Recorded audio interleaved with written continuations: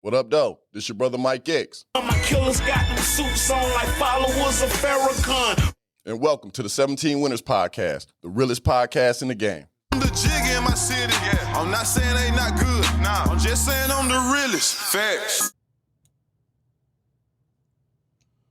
What up, though? It's your brother Mike X with another episode of 17 Winners Podcast. You already know how I do this. It's a special episode. I'll tell you every episode it's a special episode. So again, this is going to be another special episode. And actually it is because this brother is a more profound brother than I realized when I originally invited him on to the podcast. I first just noticed the brother on social media and knew he was moving, and if you know Mike X, if I see a brother moving, I'm going to make my connection to him because I feel like we all supposed to be connected, right? I mean, that's why I got the job at my semi, is because I feel like those silos we move in, we need to be more interconnected so that we can have a more powerful punch when it comes to the work we put in, right? But that being said, man, I got a brother with me here. This brother just got done told me he wrote 9 books, man. He's published, not just written, but published 9 books. Since being released from the penitentiary, or maybe even while in the penitentiary. I ain't even get that far into it, man, but I wanted to talk to him a little bit about his most recent book, Making the Case for Justice. That being said, I want to introduce the brother Hakim Crampton to the 17 Winners listening audience. Welcome, brother. Tell us a little bit about you, man, because, I know I did a little introduction, but I'm sure I missed some stuff that is very important as to who you are, man. So tell us a little bit about you. For sure, man. Thanks for having me on your show. It's a great opportunity really to network and empower, build with each other. Yes, sir. And a little bit of background about me. A lot of people from this area, probably a lot of your viewers might even know who I am. Some of them might not. For those that don't really know, for those that do know a little bit about me but don't really know the full background, because I've been home now going on 19 years. Oh, really? Yeah, I've been going home 19 years, and I went to the penitentiary in 1991 at the age of 18. Okay. And so, I grew up like a lot of young black males in our community, single-parent household. Father was present in my life, but not present in the household. Okay. Father was a hustler, you know what I'm saying? They come from the South. From 1964, they migrated from right outside St. Louis from a little city called Hayti, Missouri, came to Detroit, where a lot of our family was raised at, in Detroit. And then my mother was from Jackson, Michigan, so they kind of linked up, was in Detroit, doing the hustle thing, the prostitution era. And then when I was born, my mother, she wanted to make sure she provided a safe route for me and my brother. Individual had caught my mother out in the streets, driving the same car that my father's known to drive, put a pistol to my mother's head in Detroit. And my mother was like, I'm done with Detroit. So she took me and my brother, get us up out of there, took us to her hometown of Jackson. And, Jackson is the seat of the prison city. Yeah, you know what I mean? Sure. A lot of people don't understand that Jackson is a big ghetto. You know what I mean? It's that's something I found out on some humbug stuff. Man, I didn't know these guys was ghetto down here. Yeah, don't run through that boy, you know what I mean? And so, unfortunately for me, being my age, I've come up in the crack era, and having a father that was a hustler, you couldn't tell me that, crime didn't pay. Huh. You couldn't get me to understand that. And so I grew up, unfortunately, hustling. My father never liked the crack game because he was from a different era. So he didn't actually approve of the hustle I was doing. But my mindset was already made up because we was kind of raised in the crack era. Gotcha. By the time I was 9 years old, witnessed my first murder. 2 years later, my best friend who I was with, we witnessed the murder. His brother got shot. Thank God my homie didn't die. But it was my 3 other homies that shot him. Right? So this was early 80s. So immediately in my mind said I had to have a pistol too, to protect myself from the streets. So got involved in pistols, selling dope, migrated up here to Lansing in 1989, was deep in the streets, got shot individuals, you know what I mean? And my mother was like, this time we got to get you out of here. We got to get you away from all of this, because she thought bringing me to Lansing would be a safe place. Yes, sir. Yes, sir. College city, you know what I mean? She didn't understand what Lansing was really all about, and Lansing was a deeper ghetto for me than Jackson. So, I went to Milwaukee after getting out. I caught a case up here, right up the street from here, caught a case up here, got out and went to Milwaukee, Wisconsin, where my sister was from. Now, did you go to the joint for that, or you just went to No, I went to the Ingham County Jail, did 4 months, got caught with a pistol, en route to go do some dirt, me and my homie Vern from the city.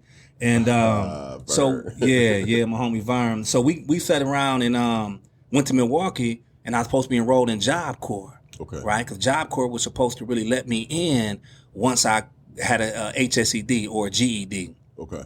Job Corps wouldn't take me because I had a felony already. That same thing happened to me. Yeah, it was like, you got to wait until you come here with a GED before we let you in the program because you already got a felony.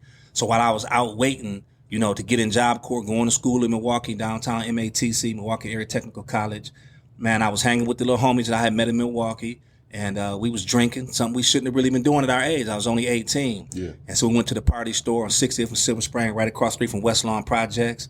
I bumped into a cat as I was walking out the store. You know how coming from the streets, you take offense to it. So I was drunk already. I took offense to it. So I waited for him to come out the store, put hands on him.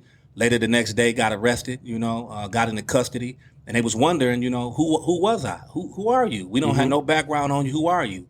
So they kind of found out who I was being from Michigan. And when they talked to the police here in Lansing, the detectives, they told them who I was. All the shootings I had got away with, all the stuff in the streets I had got away with. So Milwaukee figured, well, we got somebody we can pin a case on. So they had an unsolved murder that happened 3 weeks prior to me and my homies being arrested. So they started interrogating us one by one in a little interrogation room, questioning us. What you know about this murder? What you know about this murder? We didn't know nothing about it. None of us did. But then they started playing that game where they said, well, your homeboy already said you did it. He already confessed, and he trying to work out a deal with the prosecutor. None of that was true. Yeah. But one cat up there named Mark Henry, he was 19 years old. He believed him. He believed that me and my homie Joe said he did it. So he went on ahead and signed a statement saying they did it. Long story short, man, I got convicted. Damn. Got charged and convicted, gave $1 million bail, bound over for trial, all that, And it was in that moment, in that midst, that I really got a chance to wake up, because it was like poetic justice. I did a lot of dirt in the street, never got caught up for it, And here it was, an opportunity for me to reevaluate who I was and what was happening to me in my life. I had to convince my family I was innocent, you know what I'm saying? Because they knew me for being in the streets. They knew that I was potentially likely to commit some type of violence. Stop right there, bro, because I love where you're going, but I don't want to give it to them all like that, right? You said a couple of things that were really important, right? One of them that stood out to me, and you said it before we got on recording, right? But you just said it again. It was the being arrested for something that you hadn't done that made you start making the changes. Yeah. And the listeners of my podcast know me, that Mike X jump on here and tell you straight up, man, this ain't no podcast for the guys that ain't do it. This is for the gangsters. Right. If you was shooting niggas, if you was robbing niggas, if you was selling dope, if you was doing dirt, and you decided to make changes in your life, that's who I was going at, right?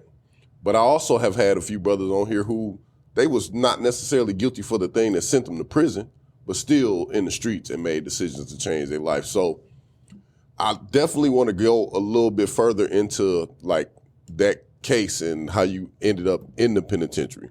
But I'm going to back them up, right? Because you told us a little bit about your backstory, your history growing up in Jackson and then in Detroit, Lansing, and then even going back out to Milwaukee. So I guess, what was that thing that led you astray or like got you? Because I like to ask the question, like, how did you get here? How did you get to the street life, right? Like you explained a little bit about your dad being a hustler, but like, all right, cool, your dad was a hustler. Every kid who dad a hustler don't necessarily make that choice. Right. So what made you like make the choices? Right. Well, there's two main concepts, particularly in criminal justice spaces: the concept of school push-out and the concept of the school to prison pipeline. They directly link to each other. About that, yes, sir. I was in the 6th grade. Started dibbling, dabbling, smoking weed, you know what I mean? As kids do, experiment. For sure. Drinking, experiment. Just experimentation. Was very smart in school, could excel in any way. I was always a writer. They used to publish my articles in our school newspaper. Okay. But what happened for me really, what really pushed me out of school and on that pipeline to incarceration, even though it was incarceration, something I didn't do my last arrest, was I was on the recess yard, throwing acorns, at other students as our class was cutting through from, the gym back to our classroom. Was warm out. So the teacher was like, let's walk outside and cut across the recess yard. So I was throwing acorns at kids and laughing. I was trying to figure out who it was. And so I picked up I couldn't find, acorns ain't just plentiful. So I couldn't find eggs. So I found a little pebble. Threw the pebble, and unfortunately that pebble hit my teacher. Okay. So instead of the school trying to really, address this issue of a student's behavior they tried to get you locked up. They actually got me locked up. Straight up. They pressed charges on me. I was charged with a felony. 2 of my classmates testified against me. How old were you, bro? I was 11 years old, turning 12 about 4 or 5 months later. They got charged with a felony. I was 11. Got charged with a felony. Yeah, I caught my first felony at 11, assault and battery. Yep, felony assault. Wow. And got found guilty. You know, of course, I was a kid. I claim I ain't really do nothing. You know, I was a kid. Right. And they sentenced me to juvenile time. Once I got into juvenile time, there was only one other kid in there who was my age, one of my homies right now today. But it was all older kids, 16, 15, 17. And one of the older brothers seen me in there, and he knew me from the community and whatnot. And he was like, man, when you get out, come holler at me, come see me. So I got out and went and seen him, you know what I mean? And he was out in the streets hustling, doing his thing. And so that was my first exposure to the real hustle, to the next level of the hustle, right? And so from that point on, I was, kind of now contaminated. Because like I said, I already witnessed a murder at the age of 9, turning 10. In 1983, I witnessed a murder. I turned 10 a couple months later. So now 11, I'm arrested. I'm in juvenile custody. I'm in a space I really shouldn't be in, a space that I could have been, there could have been an intervention with my behavior that didn't have to lead to my incarceration. For sure. But now I'm exposed to it. So when I went to 7th grade the next year, the middle school, the teacher's husband was at that same school. He told all the other teachers what I had done to his wife, hit her with a rock.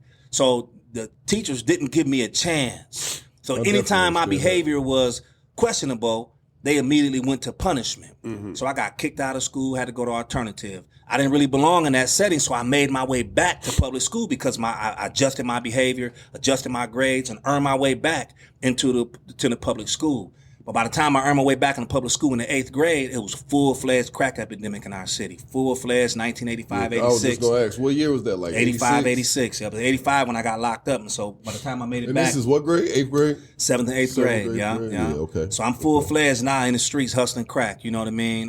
Hiding my dope in my mama's clothes in her closet because she used to go in my room and search my room to see what I had going on, but I would always hide the dope in her closet. When she went to work, I go in there and get her dope. I take it to school, you know what I mean? When she leave, I go in the bathroom later at night, I hide it back in her clothes. She searched my room, never found it, you know what I mean? So I had already developed some characteristics that was leading me in the wrong path, you know what I mean? It's interesting that you said that and you talk about like the crack era and that being damn near the inception of it, right? And going into the height of it. I think I grew up like in the height of it because y'all in the 80s got the first taste of it, right? Got the first seed of money. We were the ones who like got to see y'all ball and and we went to copying off of y'all. Exactly. And we got to seeing the money.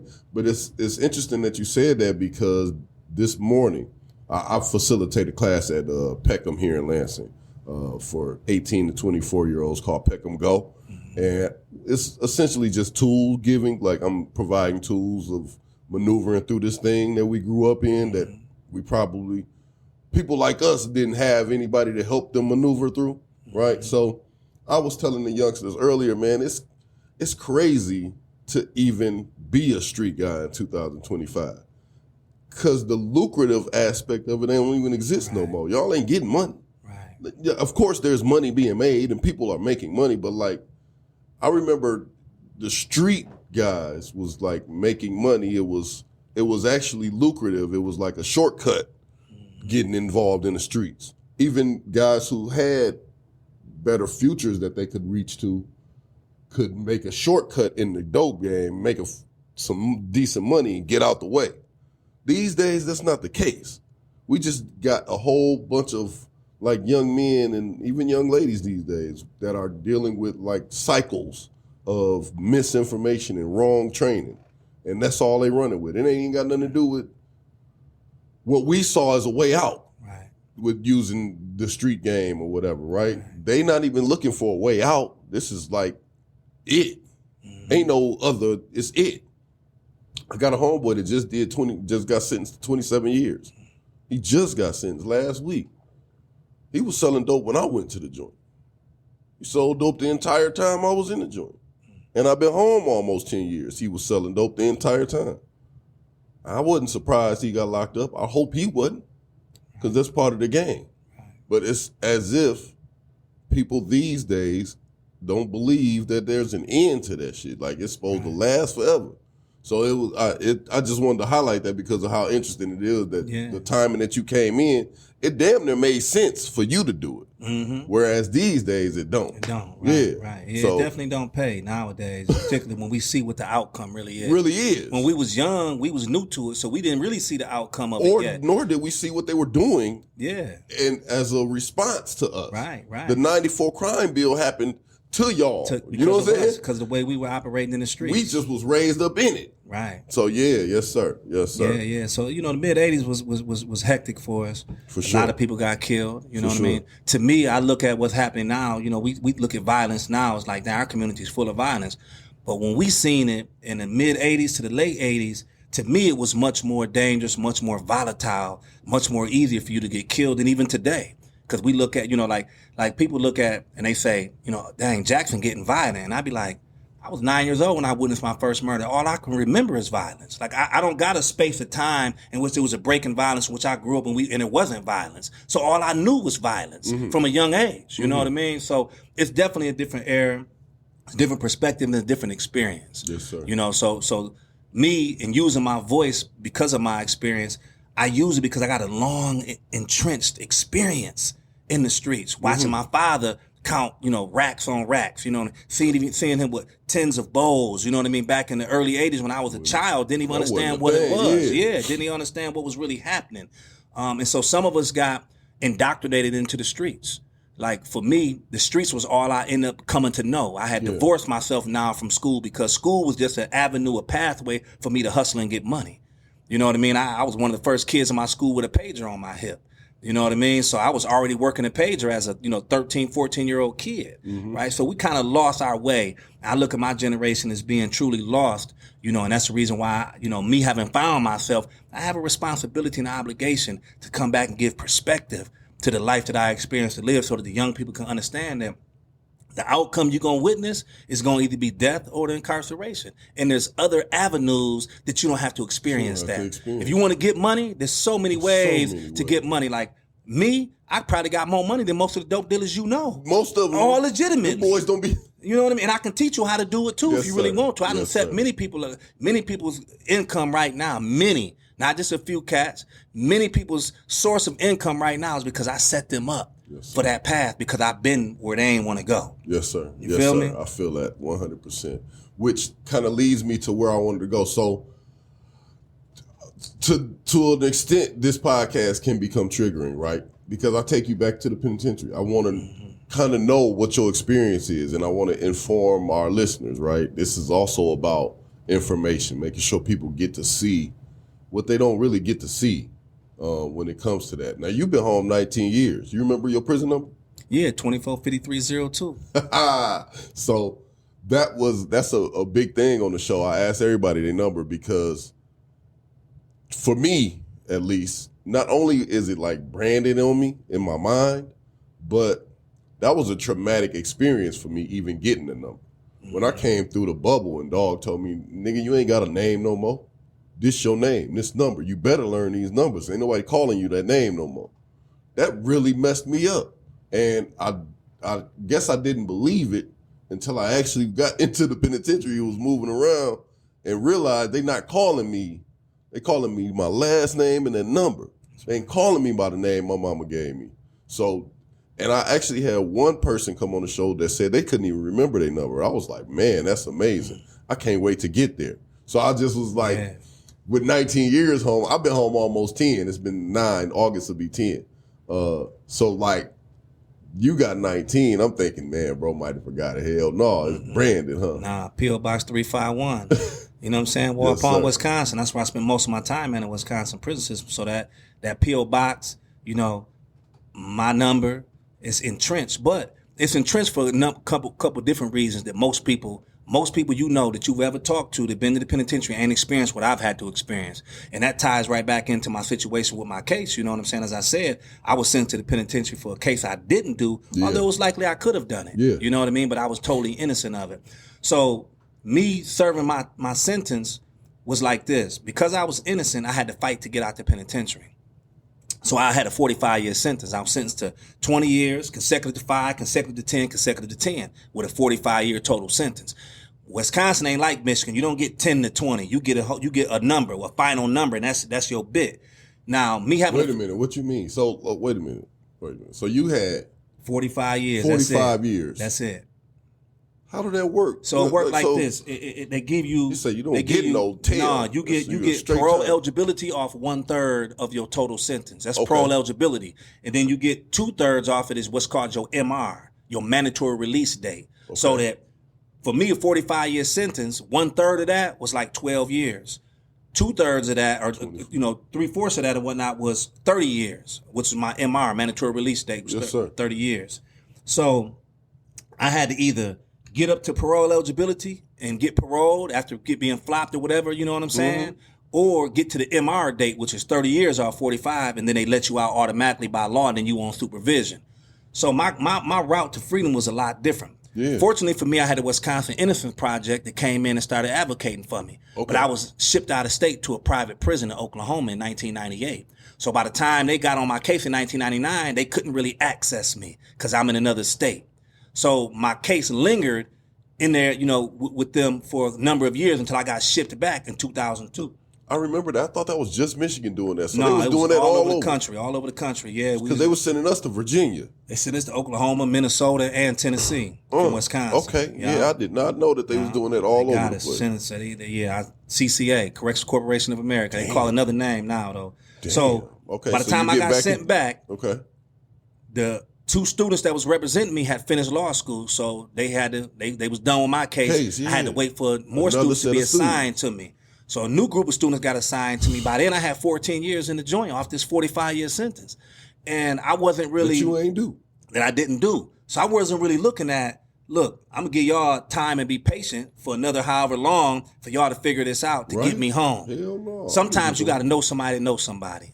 I just so happened to have partnered with, from the early 90s, a nonprofit organization where I was helping them develop their programs for their domestic violence and sexual assault violence programs in the community of Milwaukee, right? Because they needed somebody that could understand programs. I had no background in domestic violence, but I knew individuals in the joint that was involved in domestic violence. But I knew about programs, developing programs, because I was building programs in the penitentiary. So I partnered with them. We built a sexual assault domestic violence program called Ujima Men's Educational Program for Ashley Family Services. That's in the penitentiary you built? No, yeah, I built it in the penitentiary for organization on the street. That's on the street, yeah. So I had that skill set and then knew the sister that was executive director. It just so happened that her ex-husband was a police officer.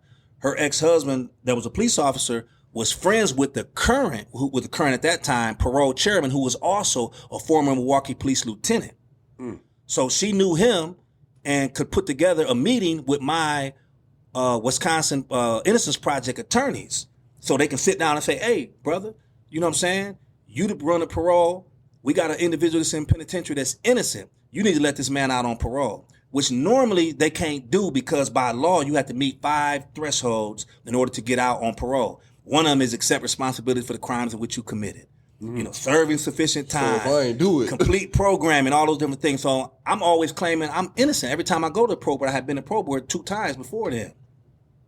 So the sister was able to put together the meeting with the Wisconsin Innocence Project and the parole chairman.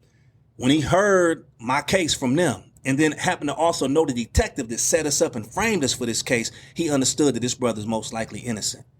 So the brother granted me parole 19 years ago. Now, mind you, under Wisconsin law, you don't get discharged after 2 years. They don't do that. Right. So I'm still on parole, bro. Yeah, you told me that when I've been on parole 19 years, so I got to live a different life and walk a different walk. You know what I'm saying? I'm still on parole right here in the state of Michigan on the interstate compact from Wisconsin. Still got to see my parole agent. Still got to report my income. Still got to do all the things the individual do within the first 2 years of getting out. This 19 years. 19 years. You see what I'm saying? So you raised a whole new family. Come on now. Yeah, absolutely. You know what I mean? So the restrictions still on my life. You know what I mean? So, me. I don't want to get too far off into your parole because I'm going to get to that in another section. But I do want to go back into your time in because you say you developed a program in there that kind of was the linchpin to get you out. Yeah. So my next question is, you describe your time in there, right? Like what kind of guy, what kind of bit did you do? Was you again because you to have developed a skill set in there, people assume that people like me and you are the norm. Mm-hmm. And we are emphatically not. Yeah. If you go down 100 people in prison, 98 of them are not going to have been and developed skill sets, be able to articulate themselves, be able to stand up and be front facing. Yeah. You know what I mean? Yeah. That's not a thing. Yeah. But the myth is that when you get out the penitentiary, you better than everybody else. Right. Right. So I want you to talk a little bit about when you doing your bid and what you focused on absolutely. versus. And that's a powerful piece of my life. You know what I mean? Yes, and my voice. You know, like I said, I was always smart. You know, I was always smart in school. I could have, got all A's if I'd have really wanted to, But I got distracted at an early age. But them smarts, that education was still always in the back of my mind. It was always present. Plus, I come from intergenerational incarceration. My uncle was in the penitentiary. We used to go sit on his lap in the penitentiary in Jackson Prison, right there on Cooper Street, and go visit him. Yes, sir. My uncle got killed in Ken Ross. He was the first person to ever be killed in Ken Ross. So I never got a chance to witness him come home and see how he transitioned his life. Right. But I always kept him in the back of my mind. You know what I'm saying? He was a Muslim when he was incarcerated. He was well known in the prison system. People to this day in the prison system still remember him, still talk about. I talked to older cats that was in the joint in Michigan. They said, I knew your uncle. Yeah. He was a good dude. He was about this and about that. So that was always in the back of my mind, when I first walked into the prison system in Michigan, in Wisconsin. So when I first walked in, though, like, this is how it was for real, though. People get little stories, but this is how it was. I walked in, something didn't seem right. When they first opened the doors in the county jail and let me out on the tier, when they closed the door and walked away, something didn't seem right. Little did I know that when the keys was being heard and bringing me there, it was a fight happening on the tier. Oh, okay. So when they heard the keys and bringing me in, everybody sat down and started playing off. So I knew something. I knew that I'm from the street, so I knew something wasn't right. Yeah. As soon as the police walked out, them cats jumped back up and got to fighting again. So I was like, so I'm like, okay, I see how I'm gonna have to be in here. You see what I'm saying? Because I'm from the streets, I was never like fearful because I done went up against some of the worst, moments in life of death. Been shot, you know what I'm saying? Been pistol whipped, you know what I mean? All those different types of things. So I was figuring out how was I going to adjust to this environment, because immediately what happened was I was exposed to and seeing that Milwaukee got a real gang life. The GDs, the Vice Lords, Spanish Cobras, Latin Kings. I don't come from that. Yeah. I come from an era where if you talking about you was a gang member, we wanted to whoop you because we thought you was tough because you had a whole group. Where your group at now then? Yeah. You see what I'm saying? So I never respected, never understood the gang life. Yeah. So I was defiant to the gang life on my tier. The GDs ran our tier at that particular time, and I was defiant of that. Like, I ain't with this. You ain't gonna tell me when I can eat, what we can watch on TV. You ain't finna control my life. Like, I come from a different lifestyle. Yeah. So I started getting into it instantly, conflicts right away. But it was a brother in my cell named Kenyatta who was actually, a gov. He was a governor for the GDs. But he had already been to the joint 2 or 3 times. He was a little older brother. He wasn't on the little gangbanging level. Yeah. So the librarian came to the tier one day, and I grabbed me a book off the librarian's shelf, put it on my shelf in the cell. So about 3 weeks later, the brother asked me, "Brother, what you gonna do with that book?" I said, "What book you talking about?" He said, "That book you got on your shelf." It was the autobiography of Malcolm X. Okay. Really didn't even know the value of what I had. Yeah. You see what I'm saying? Yeah. So the brother started preaching to me like he was like a preacher of the autobiography of Malcolm X. He started quoting it, page numbers. Malcolm said this in chapter so-and-so. So I grabbed the book. I'm following him like I'm in Bible study. Yeah. You see what I'm saying? It just woke me up. Yeah. It just instantly woke me up. And within days, my life was changing. I started walking around with a dictionary in my hand. You see what I'm saying? My conversation with everybody was different. So within a matter of a month or two, I was known as, the conscious individual on the tier that everybody respected. The GDs, the Vice Lords, the Spanish Cobras, it didn't matter. So by the time I got sent to the penitentiary, I had already preceded, my reputation already preceded itself. Individuals in the joint was already waiting for me to get there because I was known to be a knowledgeable individual from the county jail. One brother outside of Milwaukee right now, Steve Burnside, me and him was, in there together at the same time. We got sentenced to the same exact sentence, 45-year sentence, and we were studying and reading together. So by the time we both got to the joint, we was already recognized as leaders within Islamic faith. You see what I'm saying? So by the time I got to the joint, I'm 18 still, not even 19 yet. By the time I was 20, I was elected as the imam, the youngest imam in Wisconsin's prison history. Oh, yeah? You see what I'm saying? So I was teaching Arabic, I read and write Arabic fluently, so I was teaching brothers Arabic. Dope. Teaching brothers Arabic, teaching Ta'aleem, became the imam, and so my life in the penitentiary was focused on real development. Yes, sir. We talked about PhDs in the joint, proper human development. And that's what we focused on through Islam. We use Islam to really help individuals raise their level of consciousness up, to understanding who they are as people. You see what I'm saying? As black men, community that's did, right. yeah. That's right. And so my whole time while I was in the joint was focused on that. I was the imam for the vast majority of the time I was in the penitentiary system. I wrote 15 books while I was in the penitentiary system. Only one of those books I published out here and made it part of my curriculum. Okay. You see what I'm saying? So I was deeply involved in the deen of Islam. So deeply you did that involved. how long you do? I did 15 years. So in the whole 15 years, you was like on the spiritual tip. The whole you studying? time. The whole time. Straight up? Yeah, from the county jail all the way up to my release date. Man, that's a Yeah. different story because usually it happened. But again, you talked about how it was the fact that I ain't do this. Yeah. That kind of sparked you wanting to pay attention on a different And you know level. what's critical to add to that is the fact that me being innocent and understanding where I was developing at that stage of my life, I had really had a prayer regarding the outcome of my trial. Okay. Like I knew I was supposed to be found not guilty because I'm innocent. They ain't had no evidence against me. This individual testifying against me, he lying, like clearly lying, contradicting all the medical evidence in the case, etc. And so I went to make Salatul Zuhr, the afternoon prayer at the back of the tier where I always made Salat at. And I went and made a dua and said, Ya Allah, if I am ready and prepared for the world, then this not guilty verdict is supposed to come back. But if I'm not ready for the world, you know what I mean? I'm not ready to go back out there and be who I'm supposed to be, then if they find me guilty, I know you got a better purpose for me. So when I walked in that courtroom and they read the verdict of guilty, it didn't affect my heart. So, question: you've been a part of the Islamic faith your whole life? Since I was 18, yeah. Since you was 18? Yeah. Okay. I'm 52 this year. All right. And you went to the joint when? 1991. When you was 18? Yeah. Okay. So did you learn Islam in the joint or did you learn it prior? I learned the knowledge of the deen in the joint. My In the uncle joint, was a okay. Muslim in prison in Michigan. But Okay. I didn't have no knowledge Of of what what he that was meant. really doing, No but, knowledge of that at When all you whatsoever. went to the joint, when you was sparked, you was sparked. When It I was just- sparked, I was lit on fire. So that's one thing I will say about Islam is my journey with Islam is similar. Not in the sense that as soon as I got to the joint, I learned, but as soon as I learned, I was on fire, right? It's like once you get there, Yeah. It's a freeing of you the just soul. want to do, you understand now. At least I felt like I understand now what my purpose is, where I'm supposed to be, what I'm supposed to be doing. So since you were introduced to Islam on a more proper level, we'll call it on a proper level, where you were able to ingest information, right? When you got to the joint. How did that affect like the rest of your business? So was you like a relationship pen pal on the phone guy? Was you a No, tech letters or? I was, the thing about me being who I was in the penitentiary system is that I had excelled everybody that ever knew anything about Islam in the prison system. I had excelled everybody.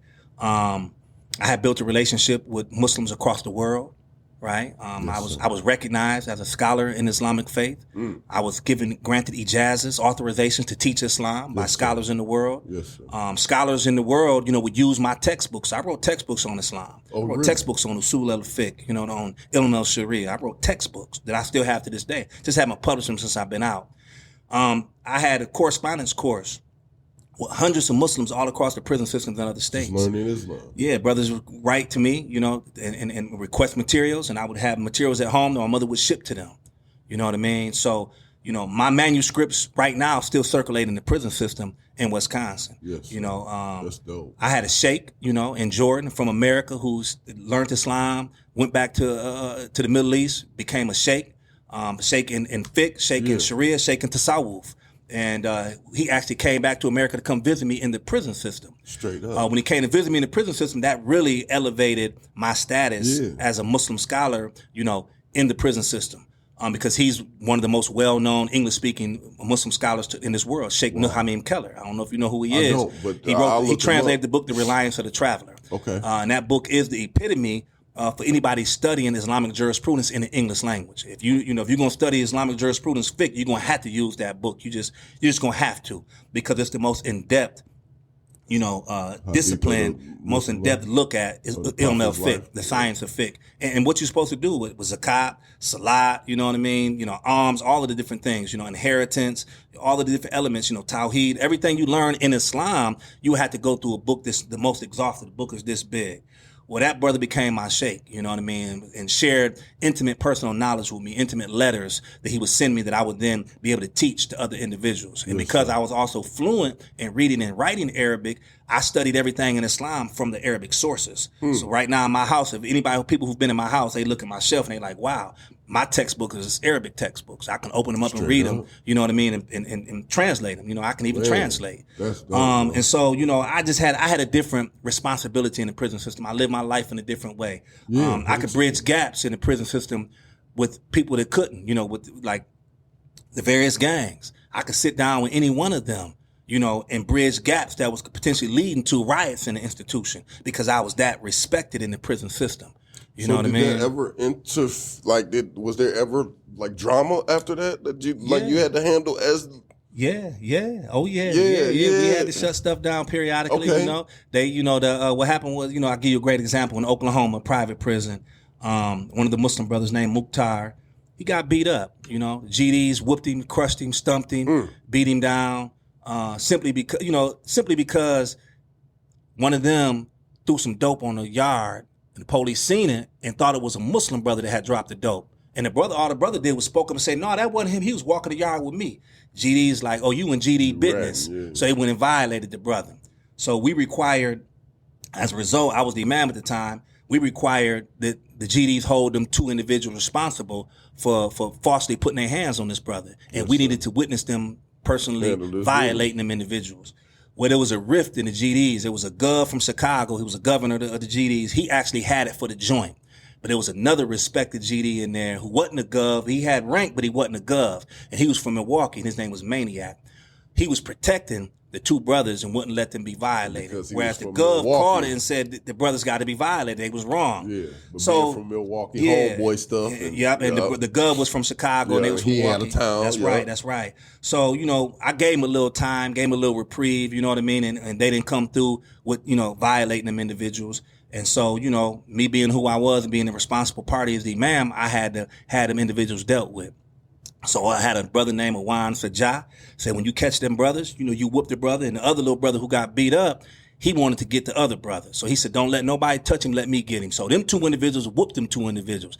As a result of that, they locked us down, put us in the hole, kept me in the hole. I never got back out of the hole from Oklahoma until they shipped me back to Wisconsin. Straight up. Yeah, so I had to deal with some drama, absolutely. Yes, and it wasn't like that we about violence. Right, no. We about, for sure. Safeguarding our safety and our protection ourselves. Sure. You see what I mean? We was about peace. We really was, you know what I mean? And we was helping individuals, find that balance in life. But we knew if we allowed individuals to beat us up, that we was going to have to be subject to just, anything. Yeah, absolutely. So it was, and that's all about self-preservation. Fact. You know what I mean? So yeah, absolutely. Yes, sir. Yes, sir. Well, I asked that because there's like a negative, I guess, connotation to it because like I remember in the penitentiary, because in Michigan it may be a little different. We're developing a real gang perspective now.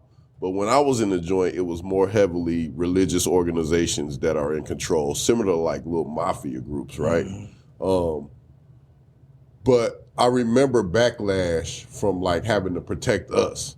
And it'd be like, man, y'all supposed to be the good brothers, but we are the good brothers. Right. We don't see us around here on BS. Right. At the same time, no, you ain't finna be encroaching us either, right? Because I'm a man before I'm anything.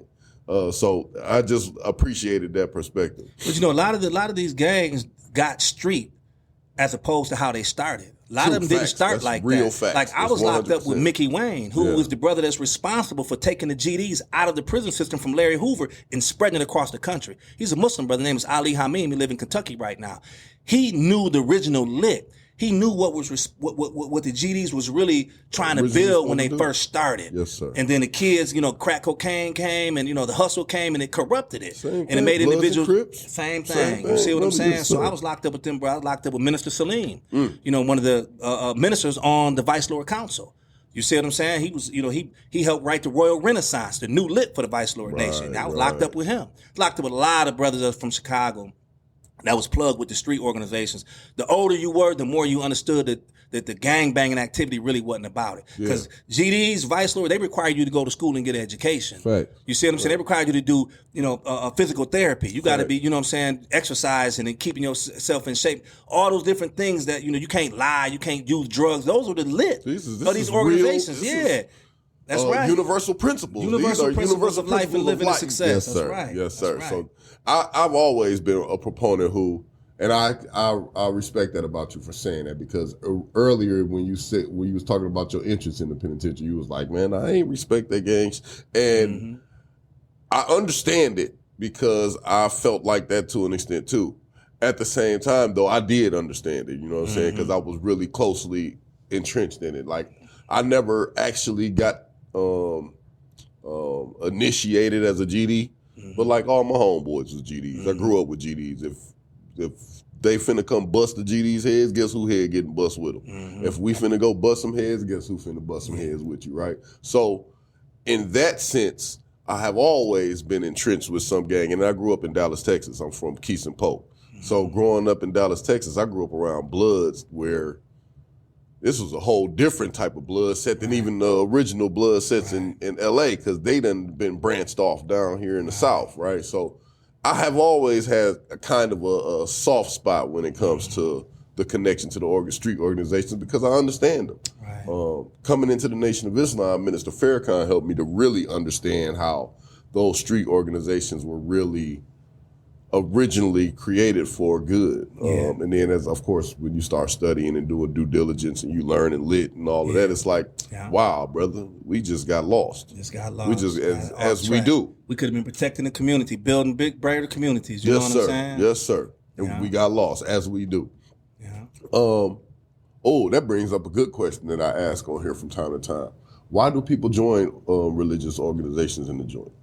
Well, a lot of people aren't really exposed to themselves out here in the world. You know what I mean? And I think religion really opens you up to understanding who you really are. And then you have the free time while you locked up to really dig into who you are. When you out here in the rat race world, you just don't really have that opportunity. The power of the church lost its power in our community a long time ago. You see what I mean? I come from the generation and we was born directly after the Civil Rights era. I'm born in 1973, so I'm born 5 years after Dr. King is assassinated, right? Right after, the Black Panthers are still mobilizing and moving, you know what I'm saying? The brother Fred Hampton was killed in 1972, 1 year before I'm born. You see what I'm saying? Yes, sir. So basically, our community was born on the cusp of them eradicating all of our revolutionaries. So our community was really still waiting for the church, in the community to save us. And they never saved us when the crack era came. So there was a disconnect from spirituality. So when you get to the penitentiary, you finally get a chance for the first time to do self-reproachment, to start to examine yourself and start to feel a sense of accountability for why you even here in this predicament in the first place. So it's not like people go to prison and become involved in religion for gang protection or something of that nature. That's not really the case. People go to the penitentiary and they find out, wow, I'm a real human being that shouldn't be locked up as a caged animal, that I'm greater than this, that there's a space and place in my life that I can discover and become who I'm supposed to be. And that's why people really rotate toward religious faiths in the penitentiary. Because I was one of the ones that was grabbing people as soon as they come in the penitentiary, saving people, watching the news, hear about a brother that caught a well-known murder on the news, and write this brother name down. When the brother comes to the penitentiary, we got to get that brother. You see what I'm saying? We was recruiting brothers that was going to trial.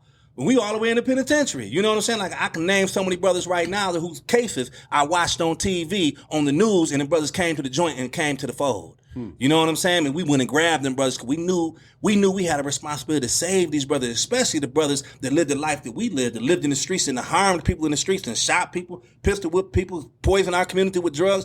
We had a responsibility and felt like we got to go save them individuals. You can't go back home like that. You can't go back home like that because, yes, and that's key too, because when I was in the penitentiary, I told everybody, when I get out, I'm coming back. I never had that mindset, and I ain't never going back to the penitentiary. Now, I wasn't coming back for a crime, but I'm going back in there to go save my brothers. So everyone always knew that I was going to come back some kind of way or another. When I came back to the penitentiary as a keynote speaker at the prison I left from, I seen brothers with tears in their eyes. Man. You see what I'm saying? And then I went to Green Bay Correctional Institution, a joint I had never been in, but I ran into a brother that had got out the joint when we was in Red Granite, he got out and went home. And I seen the brother now in Green Bay with a life sentence for a murder of first degree. And so I had to make a statement to them brothers, and I told them this, and this one I use as an example to this day. I say, as much as we would like for all y'all to come back to the community, unfortunately, I don't want to see all y'all back in the community because some of y'all ain't ready. Some of y'all gonna get back out here and kill our own people, poison our own people, cause the same type of havoc that caused some of us to come to the penitentiary. And that's not what we need out here. So what we need for y'all to do is be here right now and mastering yourself, learning the disciplines it take to become a great human being so that when you get out, you can be out here 19 years like I've been out here. And I had to worry about being rearrested, not for no crime. If they ever rearrest me, it's going to be because of a so-called technical rule violation. It won't be because I'm out here selling dope. I'm out here scheming and conniving because I done went through the processes it take to dissect those negative elements about me, those propensities to want to hustle and commit crime. And that's, you know, that opens up the door to a lot of the work that's happening right now in the criminal justice spaces. A lot of individuals, unfortunately, haven't done that work with themselves. They get out and have the experience of being locked up, and we got organizations, oh, you've been locked up, you got lived experience, come work in this organization. And they criminals. That's still true. Got the same mindset that shouldn't be in this space. And that's why I keep a distance from a lot of these individuals, because I know a lot of these individuals are still out here selling dope, still out here beating women. You see them still out here scheming and conniving and manipulating their way while they within this movement. I look at this work in the criminal justice space as a sacred space, man. It's a spiritual space. And if you ain't sacred in this space and spiritual in this space about this work, you shouldn't be here. So I don't get along with everybody in the criminal justice space. I don't associate with everybody in the criminal justice space because I really come from this. I really live this and I really walk this walk. Yes, sir. Man, you raised a couple of good points, man. One of them, excuse me, being the whole, it almost slips my mind, right? The wording of what I wanted to say. But you talked about two things. One of the things that you talked about that stuck out to me in this work, the fact that people are just being welcomed in and not necessarily vetted, right? Also, though, going back into the penitentiary. So I think you do know, but I work for Michigan Collaborative to End Mass Incarceration, right? And I, like yourself, had it in my heart that, man, I ain't leaving y'all. Like, when I get out of here, I ain't leaving. Like, these brothers I love, man. These brothers became my big brothers, my mentors, all type of stuff, right? I can't leave y'all. But, you know, I was just introduced to the opportunity to go up into a penitentiary and realized that that's one of my challenges. I hadn't recognized. All this time, the idea of going to the penitentiary is speaking. It's like, hell, you know I'm with it. I'm going to go get a brother's thing. But like when the opportunity actually arose and I was forced to send my my permission slip, my application, you know, the thing you got to send in to get approved. Man, it's sitting on my desk in my office right now, bro. Unfilled out. I filled it out. Oh, okay. But you it was prepared and I was going to send it in, but man, because I couldn't bring myself to walking back in there, man. Yeah. Like, I know I'm not afraid, right? It's just, I'm the type of guy to get stuff done, right? When an assignment is sent to me or if I got something I need to do, it's going to get done. So the fact that it ain't done lets you know that there's a barrier there that I ain't quite got over yet, right? So, man, that's it ain't for everybody, really. Everybody ain't gonna be able to go back inside there. A lot of people experience a lot of trauma inside prison systems. Don't ever want to go back in there. For me, like I said, I didn't belong there to begin with. Even all the way back to the life I lived, the life I ultimately became, the person I became, which would ideally make me a person that needed to be in the penitentiary. All the havoc I wreaked in the streets. You see what I'm saying? But I go all the way back to the original source of who I originally was deep inside. I didn't belong in a place like that. So why wouldn't I try to go inside the place to save my brothers who are coming back out to the community? Because that's one of the biggest problems and why we got such a high recidivism. It ain't just the fact that there ain't sufficient programs out here to help individuals stay out here. It's the fact that a lot of people ain't coming home ready in their hearts to be out here. That's true. A lot of trauma that's happening to individuals leading up to the penitentiary, while they're in the penitentiary. And just because now they finally won their freedom don't mean that they're going to be able to maintain that freedom.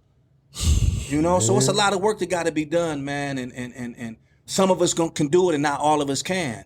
Like for me, unfortunately, West Michigan won't let me back in their prison system. You know, they won't let me in it, period. Like I never been in their system, but they won't let me in their system because I'm still on parole. Yeah. You see what I'm saying? I still got a parole agent right here. Which you know, is crazy as hell. And my parole supervisor, when I first came home, Lasha Picard, she fought for me to go back in the prison system here in Michigan because she knew what type of message I had, what type of capabilities I had to go, you know, reach individuals' hearts. She knew that, right? And she couldn't get me in the prison system. So I had to go back in prisons in other states.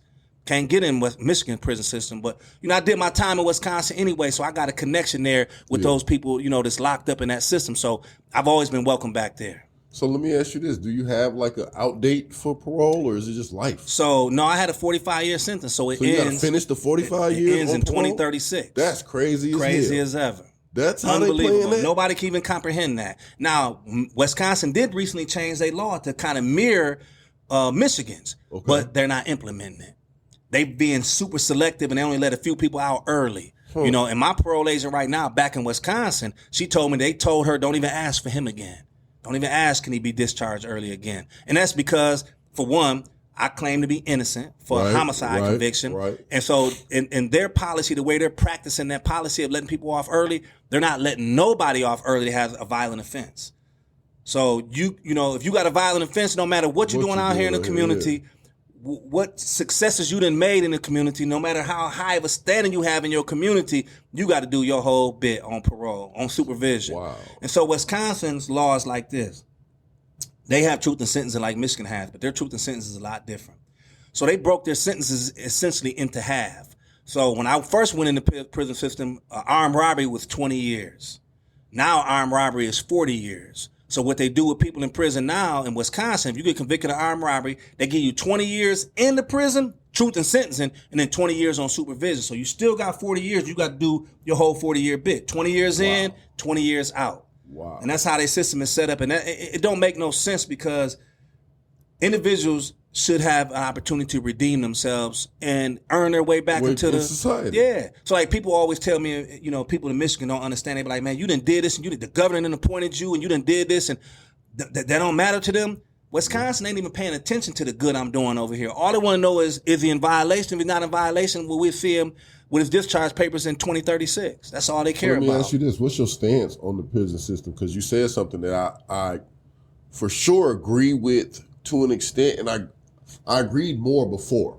But in recent months, I think my stance has changed. So I'm interested in your stance on abolition versus reform. Yeah, so let me put this in perspective and connect it to law enforcement as well. The reason I feel that law enforcement needs to be essentially abolished, if we want to use that language, you know, but it needs to be dismantled, is because law enforcement is part of the problems, historically, a part of the problems of not meting out justice. So justice doesn't come from us through law enforcement, right? We don't get fundamental fair justice. Too often, law enforcement is involved in corruption when it comes to the way they arrest people, the way they ultimately refer charges to prosecution, and then the way the criminal court system itself operates. It doesn't operate meting out real justice. So I'm not of the type of people that feel that us calling the police to get somebody off the street is justice. Because we're going to sit up here and turn them over to an unjust system. It's going to cause more trauma and more harm to them and not actually give us the justice from the community that we merit. So from that point of view, the prison system is not a system meeting justice in our community. They're not a system that actually returns our people back as whole people. Mm-hmm. So from that point of view, I can never advocate that prisons are essential and necessary, not the prison system the way that ours is designed. You see what I'm saying? If they really include and make a part of accountability and responsibility, you know, reciprocal, not reciprocal justice, but restorative justice, right? To where the people, the families that have been harmed in some way, the public that's been harmed in some way, they need to have direct involvement instead of a prosecutor so-called representing the public, because these prosecutors aren't representing justice. They're not representing the real public, because how many people do you know? For example, I'm going to give you a great example. A brother named DeBerrick Stewart. He's one of the few individuals I've seen get justice in the penitentiary system, through the court system, through the legal system. Common situation. Him and his homeboy was on the block. Some individuals drove by and got to shooting at him. Well, they had pistols and they shot back. My homie DeBerrick shot his own homie on accident, shooting back at the people that was shooting at them. His whole family, the brother that died, his whole family was like, that's his best friend. He didn't intend to kill him. He was out there defending himself and defending our son that got killed. We don't think he should be in prison. They came to court, man, 30, 40 people in the courtroom, demanding that, real fairness and justice come out of the situation. The brother got sentenced to 8 years. Was home after 5.5, 6 years. You see what I'm saying? I could see that being some form of justice to a certain extent, even though the family didn't want him in prison at all. Right. But I can see for a judge even relenting to come down to a low charge, a low sentence of 8 years in itself is something closer. Yeah. Something closer to being just. You see what I'm saying? And so our systems aren't operating like that. They're not really considering the public good, the greater good. We sending people to penitentiary. I know a brother right now in the penitentiary, man. When I was 12 years old, the brother shot a shotgun and hit a couple people with some buckshots. He's still in prison right now, Brother Lowe. Still in prison right now, 40 some odd years later, man. The man went in when he was early 20s, now he in his 60s. Yeah. You know what I mean? My mentor, Dyson X, all praise be to Allah, he had just got his case overturned, so he will be coming home. That's soon. a blessing. But yeah, that brother been in the penitentiary. I met him in 2000. I joined the Nation of Islam in 2005. At that time, he was the most upstanding man I had ever seen. He literally represented Minister Farrakhan in front of me, to me. Mm-hmm. You know what I'm saying? As far as his character, like, but the brother actually stood on what he said he was, right? And I was looking for that in the penitentiary. I was looking for manhood, right? And I found it in him. And he was that solid when I met him. I've been home almost. I did 15 years. I did 10 more years and been home almost 10 years. How pure his heart is. You see what I'm saying? Yeah. And he calls me and I get my spiritual guidance from that brother, right? For him to still be in there, he in there for aiding and abetting. He was in the car on a homicide when the homicide occurred. Like, man, come on. Ain't no justice in that. Ain't no justice in that. He does way more.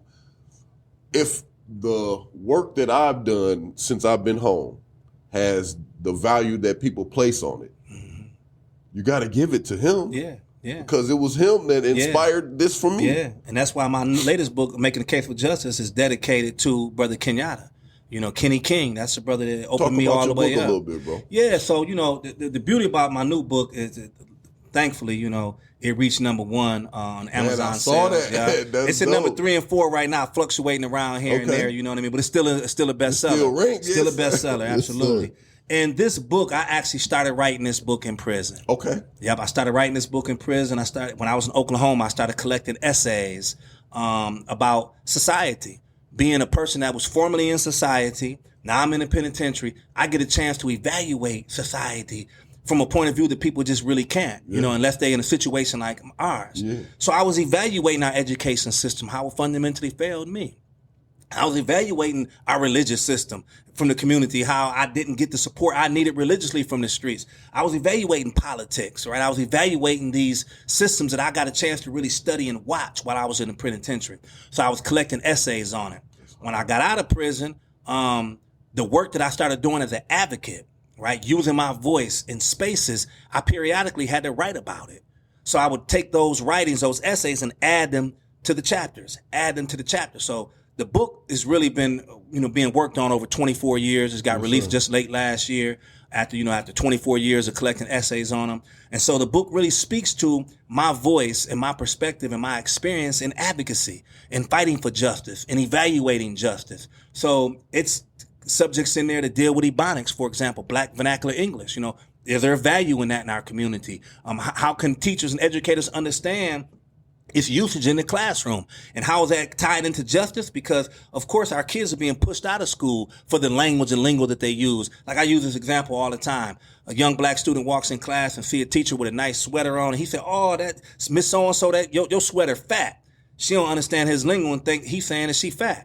And now she punishing him and look at him differently and kick him out of class. You see what I'm saying? So there's tie-ins to education. There's tie-ins to understanding. There's tie-ins, to understand the sociology of our lives and how they intermingle with each other. So there's chapters on that. There's a chapter in there called Paying a Debt to Society, which really evaluates people who've gone on to prison and have got out and made success out of their lives When do we get even? When do they? When do we break even? When do we break even with the system? Because Bro. the system says, no, you a convicted felon, you a 2-time loser, you a ex-con, et cetera, and we gonna always hold that up when it's time for you to get medical I just benefits, signed my first employment. lease in my whole life. I Absolutely. just signed my first lease. You see what and I'm I saying? own the house. Like, yeah. we got a family house that our family owns, right? Yeah.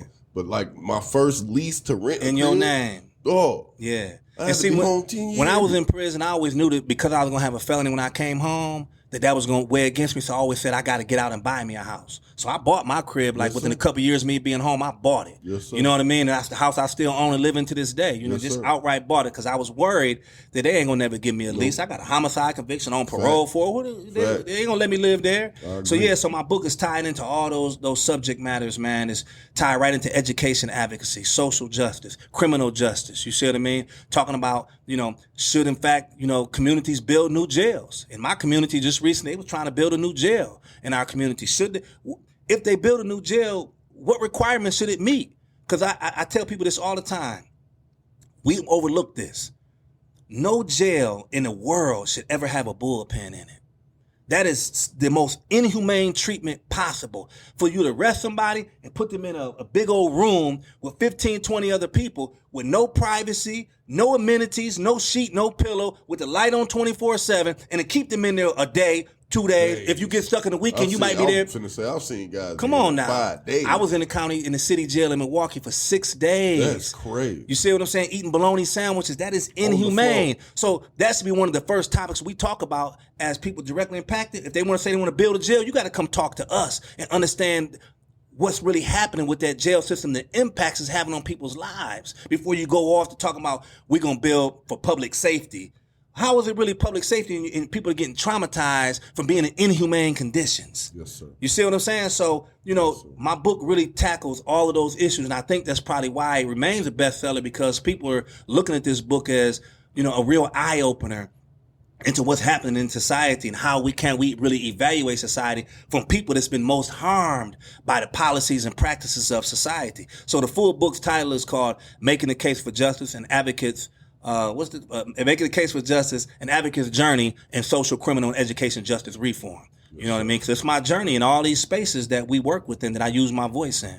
Man, I appreciate that. And y'all continue to support the brother book and make him can stay on the bestseller list. I ain't gonna hold you too much longer, bro. I do got a couple more questions that I feel like are very important that I like to ask. One of them being, what was the scariest thing that happened inside? What was the scariest thing about prison? I'm gonna tell you, this was the scariest thing that happened. I was in segregation. I got locked up a lot because of who I was, how powerful I was in the prison system. And I heard a brother screaming, hollering, talking. He was having a mental psychotic episode. And I seen the police go extract him from his cell and bring the brother out. And I was on the second tier. I was in B5. And they had to come down from C to B to A through the stairs. And this is a real segregated cell block. And I seen the brother was frightened. He was scared to death. I don't know what was fully going on with him, but he was definitely having a mental psychotic breakdown. And the brother was scared, man. And that's frightened the life out of me to see that this could become the result of any one of us in prison. Yes, through and for one, how they extracted him, was violent. I could just tell was violent how they extracted the brother anyway. Yeah. Because they went in and forced their way in, pepper sprayed and all that kind of stuff. And I've seen that many times before. But to see his mindset, you see what I'm saying, in that instant, frightened me, man. It really scared me. And he ain't the only brother I've seen experience some mental health breakdown in prison. Just that one was, but that one, while I was in segregation, where they could come in and they could kill me if they really wanted. They could do this to anybody. And I seen a lot of cell extractions, and they the most brutal. They're more brutal than brothers stabbing brothers in the penitentiary. You know what I'm saying? The cell extraction is a brutal process. So that was the most frightening thing that I had ever witnessed. I seen brothers die in the penitentiary. I seen a brother, walk in the yard and fell over and collapsed and died. I seen a brother who they gave the wrong medication to when they transferred us to Oklahoma on a bus for 26 hours, from Wisconsin all the way to Oklahoma. And they gave the brother the wrong medication, man. And when I got down to the prison system, I refused to take a TB shot, right? Mm-hmm. So they moved me over, me and my cellmate, they moved us over to health segregation unit. And that brother came in, we was only there 2 days. That brother came over there and they was giving that brother resuscitation and the brother died. They gave him the wrong medication. So those are the types of things that I remember that frightened me the most about penitentiary, is seeing people mentally disabled, you see what I'm saying, or potentially dying in prison. And I was like, I got a 45-year sentence. I may die here. I swear, bro. I empathize 100%. I felt like that. Bro, I could die in here. Yeah. I could never get out. Great transition to the next question. What's the best part about being home? The best part about being home for me, man, was my family seeing me actually come home and seeing me live out the life that they seen me transition into when I was in prison. I'm thankful that I had, family came visit me. Some of my cousins came to visit me. And that was powerful to have, them come in and see me, because they only knew me one way, really. They knew me as a little kid, of course, but then when I became who I became as a teenager, they only knew me that way. Yeah, so they was always fearful of who I was. I done did a lot of public stuff in public. I done popped people publicly. You know what I'm saying? Where people was feared for me to come around. Mm-hmm. You know what I mean? Because they knew I had that pistol. They knew I was wild in the street. So even my family would be scared to be around me because I got guns and whatnot. Somebody might come shoot at me while they with me. So for them to see me come home a changed individual and be living the life that I'm living now, they real proud of me. So that's the best thing about coming home, was to make my family proud of the man I became. Yes, sir. Yes, sir. That's one of mine, too. Last two questions. This one, we talked about this show earlier. I told you I was greatly inspired by Wallow 267 and Gilly. They show $1 million worth of game. And they got a segment where they give what they call guidance, attention, motivation, and education. Just free game, right? Is there any free game you want to drop to our listeners? Yeah, the free game for anybody, especially young people coming up now, you know what I'm saying, is never doubt your mother's support, love, and guidance. When they telling you, that that's not the right thing for you to be doing, don't doubt that. Don't question that. Listen to it, because everything my mother ever told me turned out to be absolutely correct and true. Man. You know what I mean? The guidance that she still. Now I know a lot of people ain't got good, sound mamas in their house. But the free game is really, you know what I mean. Take the real advice from people that's giving you real good advice. Yeah. You know what I mean. We know what good advice is. Yeah. Somebody telling you, oh man, you shouldn't even be out here in the streets like this. That's good advice. That's good advice. Period. No matter, you know what I'm saying. That's good advice. You know what I mean. So really listen to that good advice and take that good advice for real. Yes, sir. My last question for you is, what should we be paying attention to in the fight to end mass incarceration in Michigan from your perspective?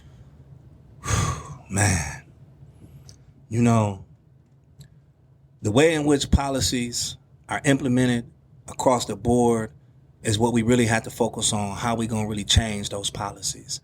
How we going to change the language that's in those policies? I was fortunate to be, the first person ever appointed to a state commission as a formerly incarcerated person in the state of Michigan. And still not been another person appointed to an actual official state commission or state governmental position being a formerly incarcerated person. I'm the only one. I ain't talking about a committee, a task force. I was commissioned as a commissioner on the Michigan Indigent Defense Commission, right? And so I got a chance to actually oversee with other commissioners our public defense system, the public defender system that we have now. We created it. Our commission created it. We never had one before. I know a lot of people don't like public defenders and whatnot, but you have to understand the value of having a public defense system. Mm-hmm. Me being on that commission, I got a chance to really impact language that's now state legislative language that our state legislators passed as a result of us commissioners, submitting, these fundamental policies within the indigent defense community. I was also the chair of our equity commission that really transforms into how and what lawyers receive of training. And because of my experience, I was able to help shape the language. You see what I'm saying? The language that now we know what is used against us when we go to court. It's the language They use language to get us every time. That's why when you go to prison, you got to study the Black's Law Dictionary in order to decipher what even happened to you in the courts. Yes, sir. So I would say we got to pay attention to the language that's embedded in policy, because that's going to determine how it's practiced. That's going to determine how it's going to impact us. So policies within organizations, within nonprofits, within school systems, the way the language is written, we got to get ourselves at those tables to affect the language that's being written, because that's what's being used to govern. And we know what we're being impacted by. We're being impacted by the policies and practices of laws and state statutes and et cetera. So if we not position ourselves to have an impact on language, then they're going to continue to run the gamut of game on us. Yes, sir. Yes, sir. Man, brother, I appreciate this conversation. I probably could have made this thing last 2 more hours if I wanted to, because it's a wealth of information that you got, brother. But, man, I appreciate your time. And I appreciate y'all for listening. Y'all know what time it is. Free the real. 17 winners. Free all the real.